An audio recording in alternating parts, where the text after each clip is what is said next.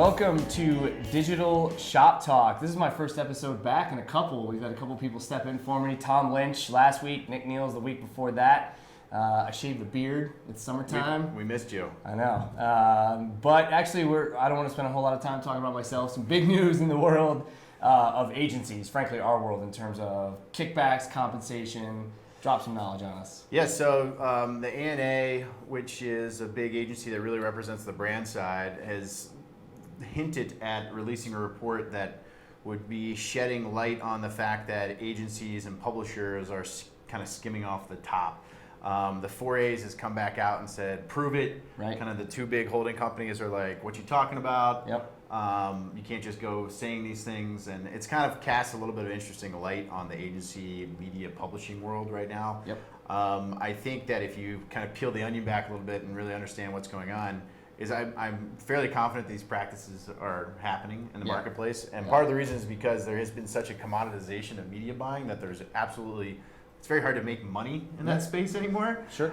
And with all the layers of publisher to publisher to publisher to broker and all that kind of fun stuff, there's real no winner in this space. The advertiser's not getting their value. The media companies aren't making any money. Well, the publishers are probably making Publishers, I think, are making a healthy margin. Yeah. But stay tuned. This could have some real impacts in the agency world over the next few weeks. And some big groups. But the other one, too, you wanted to talk about was Media Post today actually said agency business is actually going to grow. What was it, like 13%? They surveyed a bunch of agencies and brands said that they're actually going to swing a little bit more to the agency side instead of this. Yeah, it's always kind of an in-house to outhouse, right? And that sort of thing. But digital, the most recent report that we'll link to it shows that digital buying is increasing, which is a trend that keeps continuing. But there isn't a huge move to moving a lot of this stuff in-house. And in fact, it's going more towards specialists. So, here at Location3, we're really specializing in local search, local digital activation, and so we really feel pretty good about the way we're positioned. But it's just an interesting trend that seems to go up and down. Big agency to small agency, in-house to out-house. But for this year, it looks like spend more and give it to specialized agencies. We'll be right back.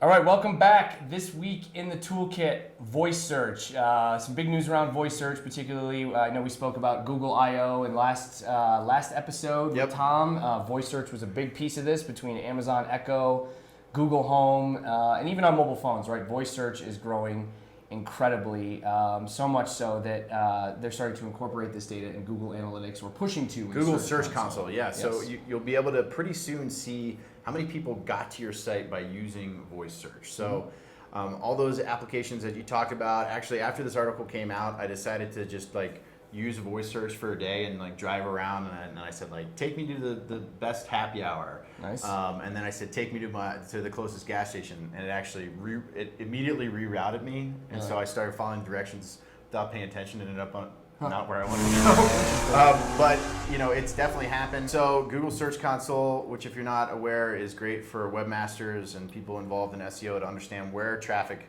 is coming from, how they're getting to your site. So they've kind of hinted at pretty soon in that report, you're going to see a section for voice search. It'll be really interesting to see how voice search and users navigate in your website, what kind of behaviors do they exhibit, and if you need to start thinking about voice searchers completely different in terms of behavior and analytics and those sorts of things, which, when we talk about the Internet of Things, with all the devices you talked about, your car, your phone, everything, it will be very soon, voice search will likely become, and I was actually thinking about this, maybe this is a good thing, right? Because we spend all our day now texting and things like that, right? If all of a sudden your voice, kids today literally don't, I feel like, not kids, millennials, youth, They don't if you call someone, they're like, whoa, ooh, why are you calling me? But maybe this will be a rebirth of voice communication. It's like the attention deficit thing, right? It gets smaller and smaller and smaller, that now we're too busy to actually look down and type into our phone. We'd rather just speak at it so we can get the information that much faster.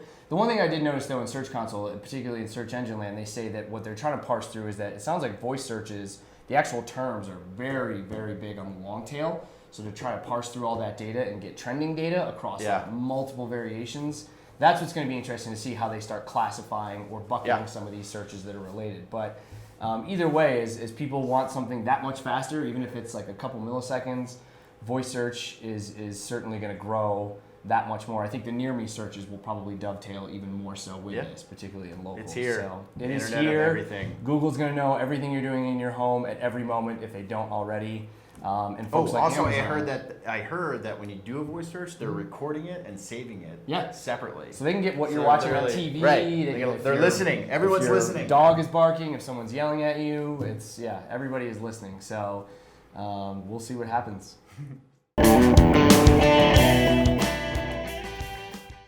All right, time for our last segment of the day here in the Shop Talk. I don't think we've made any. We haven't made any. Sponsors yet. No sponsors yet.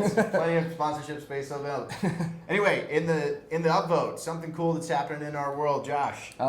So a local brand here in Denver, Miller Coors Brewing, right up the road in Golden, Colorado.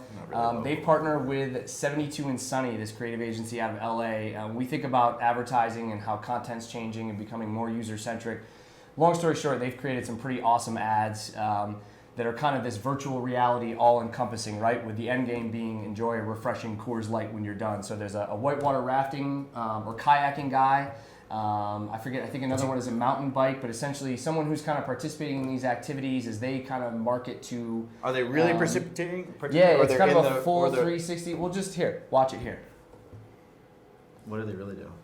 Are they virtual reality? Yeah, so it's virtual. So you're not actually mountain biking. So it's like basically drink a beer after you pretend to mountain bike. Well, yes, in theory, okay. right? So if you sit on your couch, you can still drink a beer after you watch someone else do said activity. All right, so did you see that? That was great. Now you can reward yourself with a Coors Light just for pretending to be a mountain biker. And it is Friday, so you know. I think you should still go out and do it yourself. You should still go out and mountain bike and kayak. That's it for us this week. It's going to be back. It's a little toasty in here. It's hot in Denver.